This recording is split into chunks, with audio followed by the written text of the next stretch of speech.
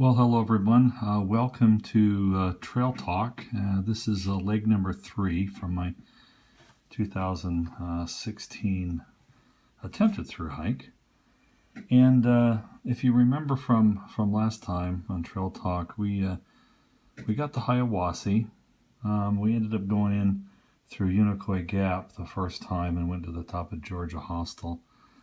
Which of course is not where the top of Georgia Hostel is at Untitled Gap. It's actually here at Dix Creek Gap. Okay, that's where the top of Georgia Hostel is. It's about, in fact, it's 0.5 down the road.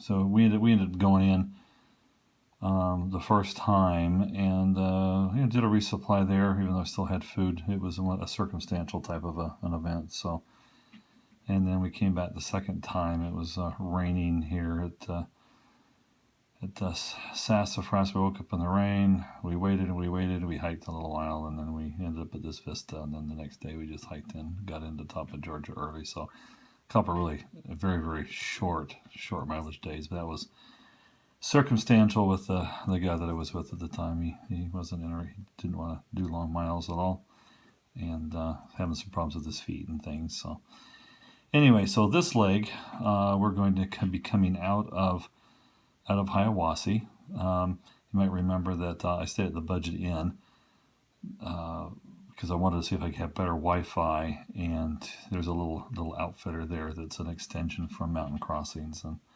I wanted to change out my alcohol stove for a canister stove, and try and get the hiking partner at the time to get his own pot and stove and guidebook, but he didn't want to do that. So anyway, so coming out of Hiawassee, you do have the Plum Orchard Gap here, but it's almost too short of a day. So it might be one of those where, if you're coming in, you don't want to go in and resupply at Hiawassee, you can have a box sent to the top of Georgia Hostel. Go in, walk the half mile down, pick it up, half mile back, and then this might be a good place to stop for the night. We ended up coming up here and stopped at this area, this spring here, and there's a lot of campsites there. There's a lot of great trees for hanging if you're hammocking. Really a great place to stay. Still, even for us, as slow as we were hiking, that was a short. We ended up, I think, stopping like at 3 o'clock in the afternoon. We could have gone further up the trail to the border, and then up to Bly Gap. And profile wise, it was actually a very gentle climb. As you can see, it's not bad at all, this climb coming up. And now you notice, the Springer's at 3,700 feet, I think, if I remember right. Crossing the 4,000 foot, can we get up here at almost 5. So anyway, so here's the Georgia border. This is a big moment. I think they say that 35% of the people have dropped out by this time that have started their through hikes.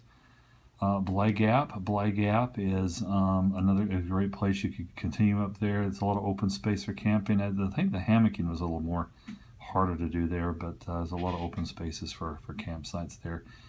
And this tree here is it's a famous tree, and I'll insert a picture of it right here.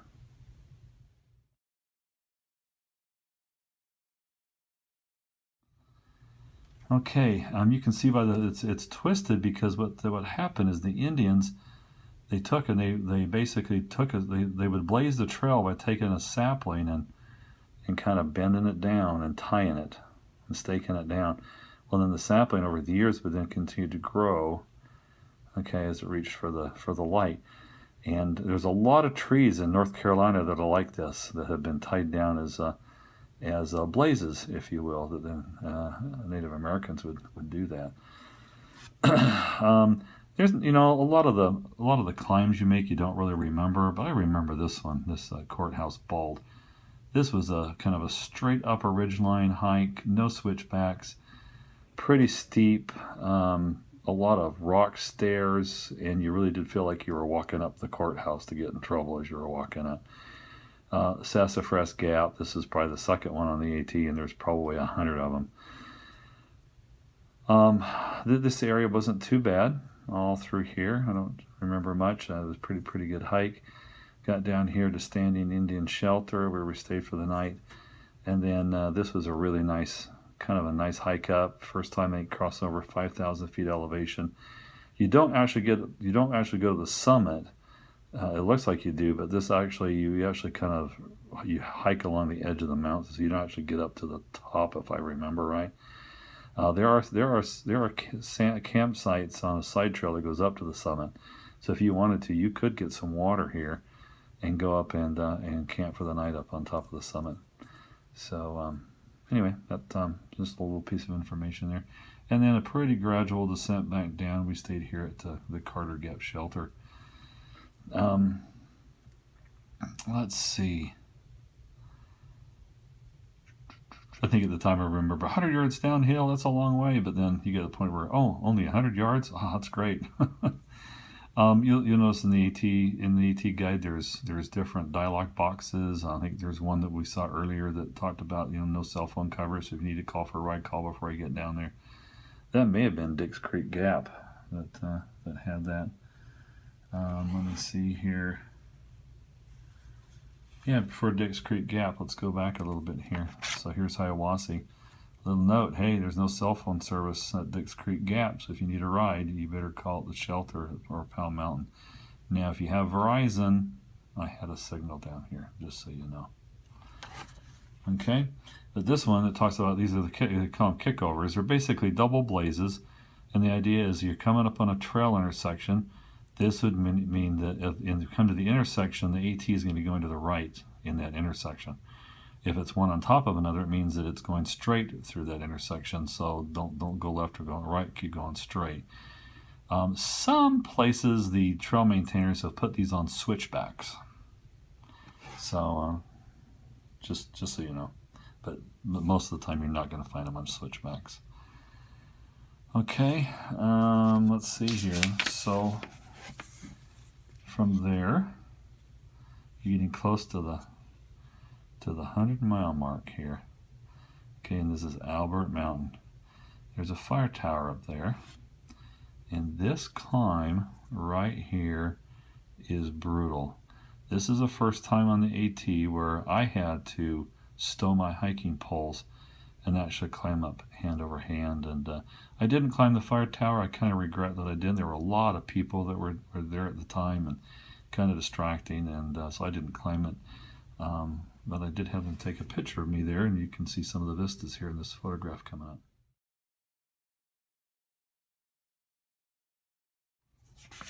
Okay, from there, let's see. We came back and we actually made it down to Rock Gap Shelter that night. This shelter was actually closed because a tree had fallen on it. It was on the side of a mountain. I ended up putting up my tent kind of with a left or right slope that was severe enough that I kind of put it against a boulder so that I wouldn't roll down the hill. Probably the worst campsite selection of my whole AT experience. Didn't sleep at all that night. The guy I was with was a little bit smarter than me. He went just down the hill a little bit to where it flattens out down here. And there were a bunch of guys hammocking down there and tenting. They did have a bunch of wild pig boars come through the campsite that night and kind of scared some guys who were sitting and kind of sleeping in hammocks, afraid that they'd raise their head and skewer them with their tusks or something. But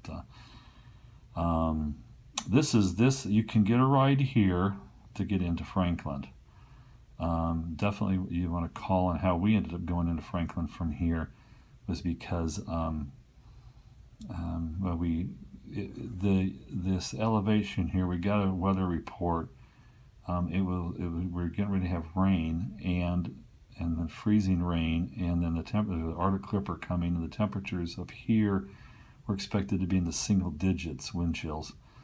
So basically there wasn't any hikers that were prepared for that kind of cold. So everybody was bailing off and going into Franklin. So we bailed off here and went into Franklin. And stayed 2 nights in the Hampton Inn, and they emailed us a list of trail angels that could come pick us up. And the same lady then 2 days later took us back, and we hiked the 3.8 miles here to Winding Stair Gap.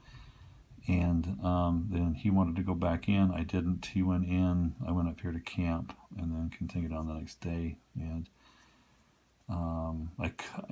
having done that, I realized I should have just kept going up to Cider Bald for the night instead of stopping here so short. So, but it was 20.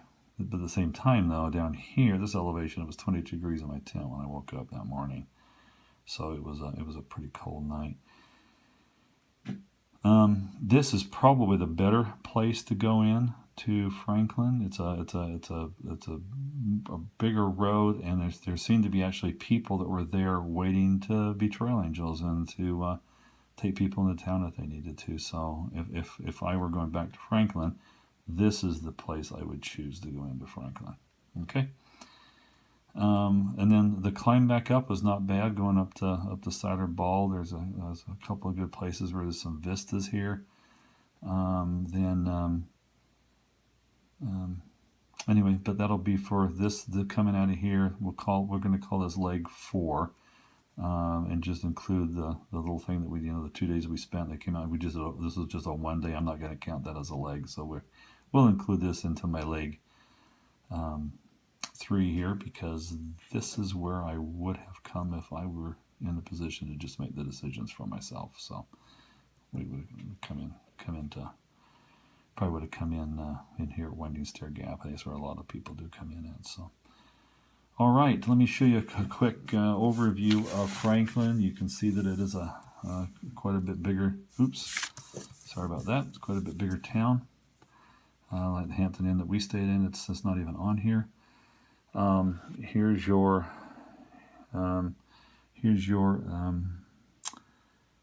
budget inn that a lot of hikers stay at, because it's very closely located to Outdoor 76, which is a very good outfitter. I taught the lady that was driving us in to take me down to see Strider and Magellan. They were here. They got here before us, and they were doing the same thing, waiting out the storms. And this is the last time I saw them. They headed out the day before us. So anyway, kind of run down, but it's a place to stay, and it's close to some eateries and grocery stores and stuff. So anyway, very large town, a lot of stuff here. Okay. All right. Oh, I wanted to show you this. Here's another thing that's very helpful. Another little hint that shows up that in this particular one, it's one of those if you tend to be one that likes to burn your pages as you go, you might want to take a photograph of this and keep this, because Enterprise Rent-A-Car actually has a discount code for the AT hikers. And what's good about Enterprise is they pick you up. In other words, you could call them at Winding Stair Gap, and they'll come pick you up and take you in. You do your contract, you get your rental car a couple of days, and then you go back into the rental car agency, and they'll take you home, quote unquote, back up to the trail. There's a couple of there's some folks that were staying with us at the Hampton Inn, and that's what they did. There were 4 of them. They got an economy car at $30-some a day, and they split the cost, and that was pretty cheap. It was a lot cheaper to do that than it was to call for one of the paid shuttle drivers to come get them. So that wanted $25 a piece to do that. It was cheaper for them to rent a car for a couple of days. So now what didn't work for me is I tried to rent one here at Warwick to come back when I got injured, but the one-way drop-off was twice the cost of Avis. So I ended up using Avis and not Enterprise. But fortunately, I didn't have the section of the AWOL guide with me, but my wife had an AWOL guide at home that I left her, and she was able to go in and take a picture of this and send it to me. So anyway, one of those things to consider when you're going through and using your pages to start fires with. There's some things you might want to keep handy. All right, that completes leg 3, and hope to have a Q&A video out in a couple of days. Got some work stuff going on right now that's occupying a lot of my energies and attentions, and actually a lot of frustrations with the state right now. But anyway, more later. See you later, everybody. Bye.